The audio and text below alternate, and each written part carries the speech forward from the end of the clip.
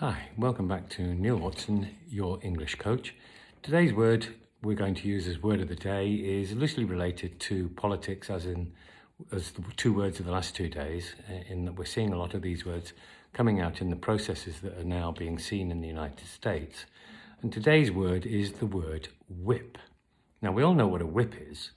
It's a long piece of leather that you can actually whip a horse, a dog, any sort of animal to bring it into line.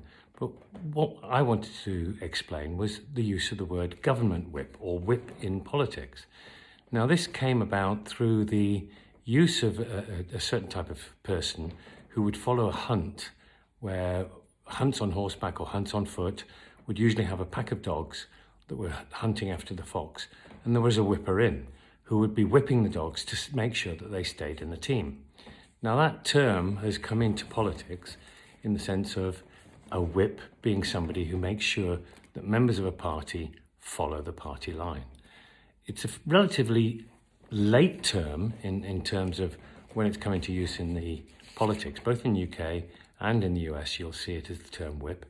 Party politics, following the party line, and a whip is somebody within the party, usually a senior member, whose job is to make sure to cajole, bully, possibly persuade members of the party line to follow the party will.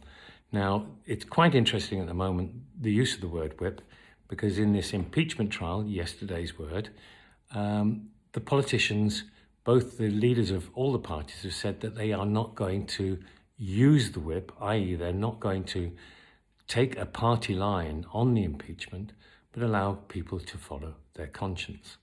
Now, the word actually in use in politics was in probably about the mid-19th century.